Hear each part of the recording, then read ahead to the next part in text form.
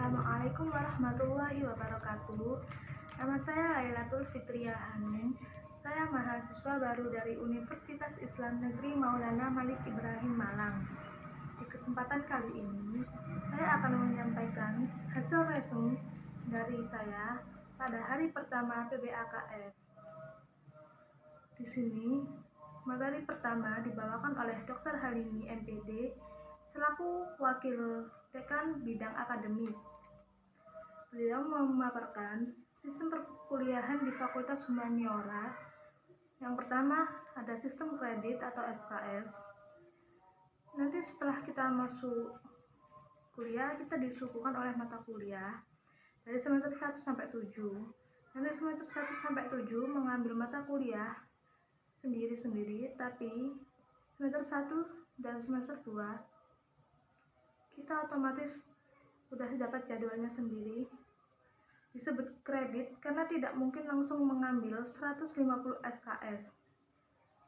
Maksimal kita harus menyelesaikan 24 SKS di setiap semesternya. Yang kedua, yakni ada beban. Beban yang diambil mahasiswa ini ada 150 SKS.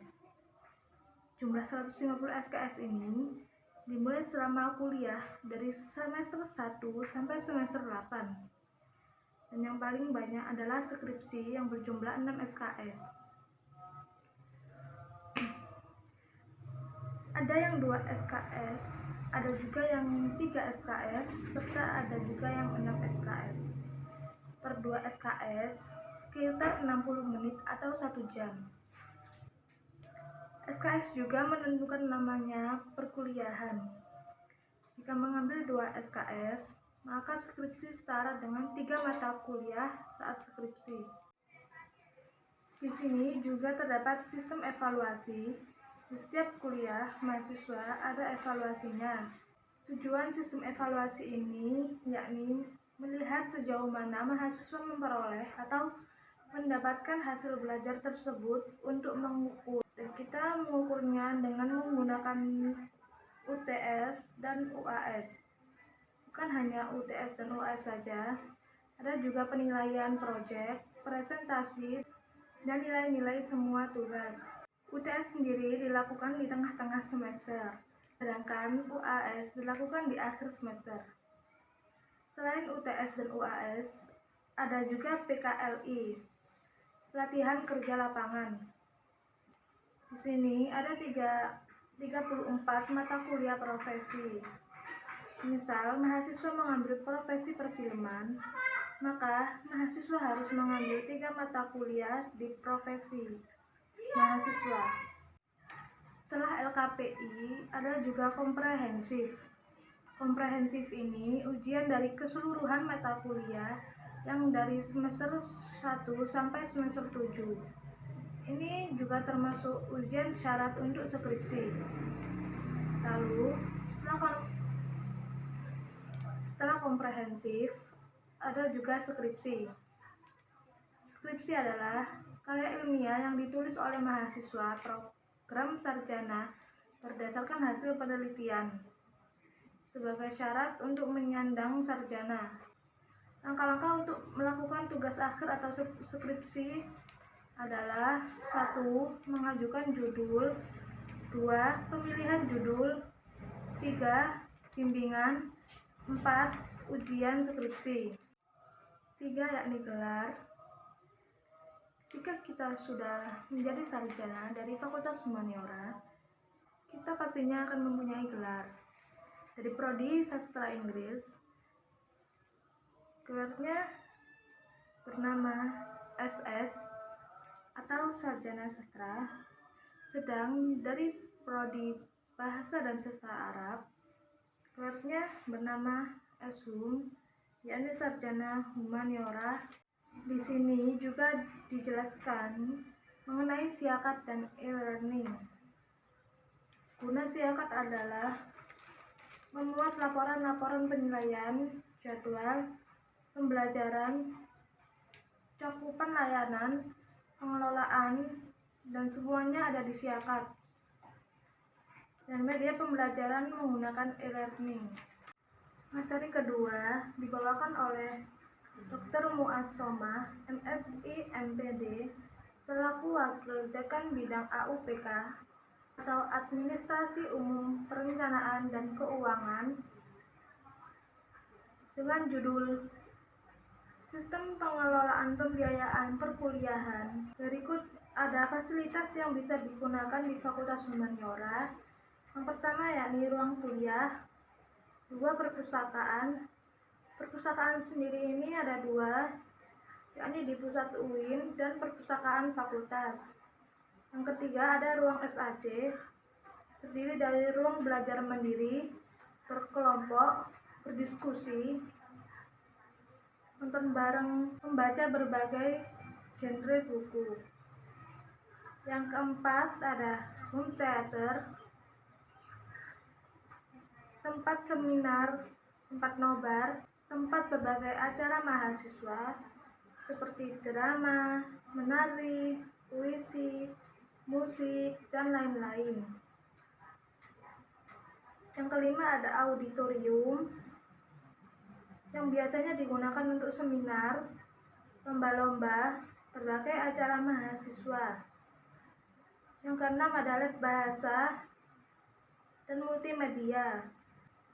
Yang ketujuh ada galeri seni yang memperdalam hobi menari, bermain musik, dan gamelan. Yang kedelapan ada galeri kaligrafi. Yang kesembilan adalah meeting room, yakni ruang rapat dan ruang ujian-ujian akhir mahasiswa. Kita beralih ke keuangan. UKT adalah sharing pembayaran yang saling membantu, dari keluarga yang mampu ke keluarga yang kurang mampu.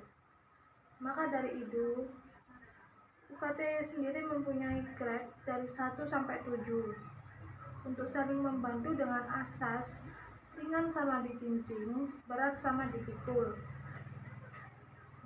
Di setiap semester ada banding UKT. Banding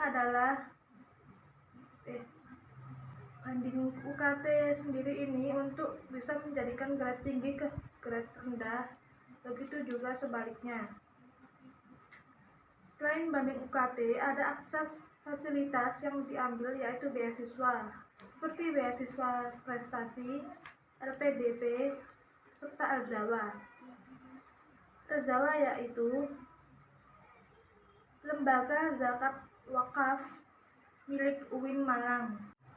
Materi ketiga akan dibawakan oleh Dr. Galuh Nurrohmah, MPD, MED, selaku Wakil Dekan Bidang Kemahasiswaan dan Kerjasama, dengan judul Sistem Pembinaan Mahasiswa dan Alumni. Di sini ada visi misi. Visinya yaitu terwujudkan Fakultas Humaniora integratif dalam memadukan sains dan Islam yang bereputasi internasional.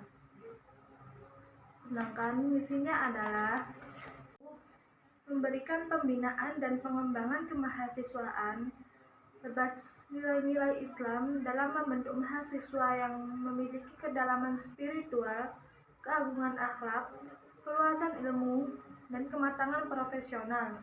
2.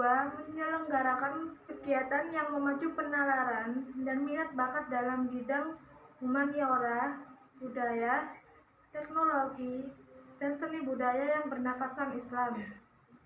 Yang ketiga, yakni mengembangkan jiwa kepemimpinan, sosial, dan kepeloporan dalam masyarakat berbasis nilai-nilai Islam dan budaya Indonesia. Dan terakhir yaitu mengembangkan kemandirian dan profesionalisme. Di sini ada tujuan juga. Tujuan pertama yakni memiliki kedalaman spiritual, keagungan akhlak, keluasan ilmu, dan kematangan profesional. Yang kedua yakni memiliki kreativitas, inovasi, dan prestasi di bidang akademik dan juga non-akademik. Itu memiliki jiwa kepemimpinan, sosial, dan kepeloporan. Yang keempat yaitu memiliki jiwa kemandirian dan profesionalisme. Untuk mencapai semuanya, visi, misi, serta tujuan, itu semua perlukan program-program pembinaan dan pengembangan. Program-program pembinaan dan pengembangan tersebut ada 5. Peningkatan spiritualitas dan keluhuran akhlak, pengembangan penalaran dan keilmuan, pengembangan potensi, minat, dan bakat, pengembangan profesionalisme, pengabdian masyarakat, strategi umum pembinaan dan pengembangan. 1 yaitu terprogram. Terprogram di sini adalah semua program kegiatan yang dirancang disusun secara utuh atau menyeluruh bisa mengakomodasi tujuan-tujuan tadi. 2 yaitu sinergis. Nah, program-program tersebut dilaksanakan dengan sinergis, jadi saling terkait satu sama lain. 3. Bertahap dan berkesinambungan. Dalam hal ini, pembinaan dan pengembangan mahasiswa dimulai dari PBAK sebagai langkah awal pembinaan mahasiswa. 4. Demokratis. Artinya, kita bisa bersifat menggali kebutuhan-kebutuhan yang ada pada mahasiswa. 5. Koordinasi dan kolaboratif. Ini sangat penting sekali karena kolaboratif salah satu skill yang sangat dibutuhkan di era digital. Materi keempat ini disampaikan oleh Bapak M. Asnan Fanani, SEMM, sebagai staf bagian administrasi akademik dan kemahasiswaan, dengan judul Layanan Administrasi Fakultas Humaniora. Terdiri dari 1. Layanan administrasi akademik, 2. Layanan administrasi umum seperti layanan keterangan surat mahasiswa, layanan legalisir, serta layanan peminjaman ruang dan peralatan.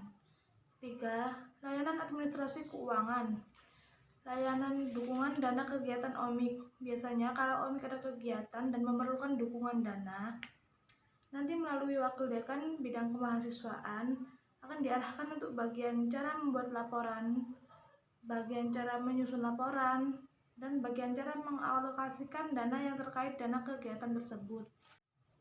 Materi keempat disampaikan oleh Dr. Abdul Basit, SSMPD, serta Ustadz Khairul Anas, SSS, dengan judul Program Studi Bahasa dan Sastra Arab. Spesifikasi di Prodi Bahasa dan Sastra Arab adalah 1. Masa studi. Kita bisa menempuh masa studi paling cepat 8 semester dan paling lama 14 semester. Lalu jalur masuk, kita menerima jalur masuk melalui SNMPTN, SBMPTN, SPAN-PTKIN, UM-PTKIN, Mandiri Tulis dan Prestasi, Mandiri Luar Negeri, dan beasiswa teladan. Lalu ketika lulus, kita akan mendapatkan gelar S.Hum atau Sarjana Hukum. Prodi kita kampus kita menggunakan kurikulum kampus Merdeka. Prodi kita mempunyai akreditasi A dan mempunyai sertifikat internasional AUNKI A. Jumlah dosen di prodi kita ada 32 dosen. Beban SKS, mahasiswa wajib menyelesaikan 150 SKS pada perkuliahan di program sarjana. Profil lulusan Prodi Bahasa dan Sastra Arab. 1. Profesi utama, yakni akademisi atau profesional dalam bidang bahasa dan sastra Arab yang berkarakter ulul albab. 2. Profesi pendukung, yaitu guru bahasa Arab, penerjemah, pemandu wisata, haji dan umroh, jurnalis, praktisi film, dan diplomat. Di sini juga ada fasilitas-fasilitas pendukung seperti ruang kuliah bersama, laboratorium bahasa dan multimedia, perpustakaan, galeri seni, laboratorium film dan musik, pusat pembelajaran mandiri, ruang teater, auditorium, masjid, Mahat Al-Ali, poliklinik, facility center, care develop center, student and sport center, dan koperasi mahasiswa. Sekian dari saya. Apabila ada salah, saya mohon maaf. Assalamualaikum warahmatullahi wabarakatuh.